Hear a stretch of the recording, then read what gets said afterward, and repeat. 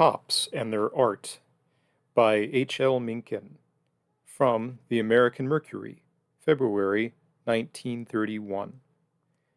The basic trouble with the American polizzi, it seems to me, is that they are badly chosen for their work, and even worse trained for it.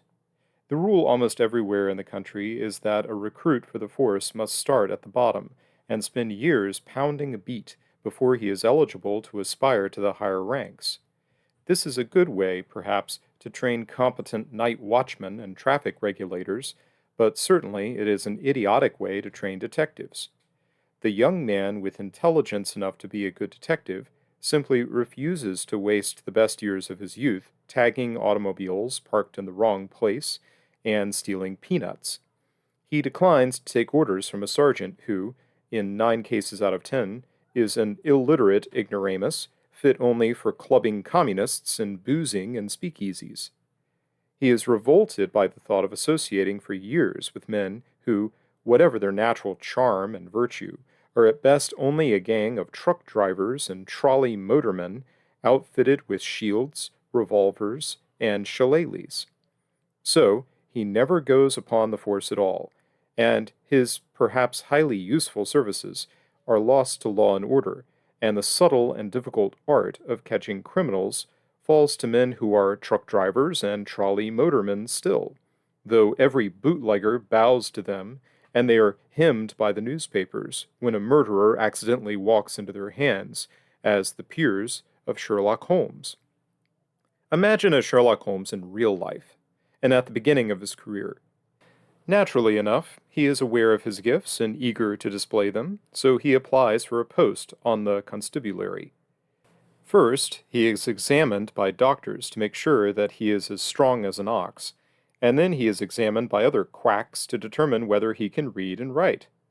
Having passed both tests, he becomes a probationer and is sent out with an older cop to learn the secrets of the profession. The first is a way of standing, first on one foot and then on the other, so that mounting guard while a 5-hour parade passes laboriously along the street will not result in varicose veins. The second is a method of guessing under oath how long a given automobile has been parked at a given spot, without actually timing it. The third is a way of stealing 3 naps a night in a garage without getting caught by the roundsman. The fourth is a scheme of oral deodorization, whereby an hour's earnest guzzling in a speakeasy will not arouse the suspicions of the captain. And so on, and so on. Sherlock stands it for a couple of weeks, and then turns in his equipment, to enter perhaps the investment securities business, to take holy orders, or to turn criminal himself. Hundreds and thousands of youngsters are thus lost to the police every year, and many of them belong to the most intelligent 5% of recruits. It is exactly as if every officer in the army had to be a graduate from the ranks, as if every admiral in the Navy had to be a former coal passer or mess attendant, as if every surgeon had to have years of service as a hospital orderly or dissecting room diener behind him. Now and then, to be sure, the scheme lets a really good man survive.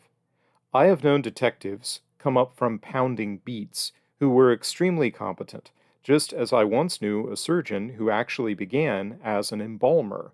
But it must be plain that such things are miracles, and that the probabilities run cruelly against them.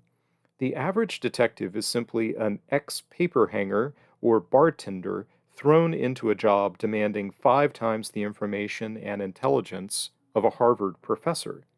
He is pitted against men who, at their best, are shrewder than Morgan partners and more daring than deep-sea divers. Is it any wonder that they so often beat him? And is it any wonder that, conscious of his incompetence and revolting against it, he resorts to such brutalities as the 3rd degree to conceal it? Therapeutics is surely not my fach, but in this case I venture upon a modest suggestion. It is that the corps of cops be divided into 2 halves, as the army is divided. Let the rank and file be recruited from out-of-work grocery clerks, plumbers, bricklayers, and farmhands, as now, but let entrance into the higher posts be restricted to men of superior education and intelligence. I see no reason why an extraordinarily bright young man, if he survives pavement pounding, should not pass from the one category to the other, just as enlisted men in the army are sometimes given commissions. But I can't imagine no reason why every recruit should be forced to start at the bottom with years of dull and stupid work amid depressing associations. If the good ones, after due examination, could begin as detectives, the whole force could be vastly improved, and it would be measurably less easy than it is now for criminals to escape detection and punishment. There is no real secret about detective work. It simply requires a good head.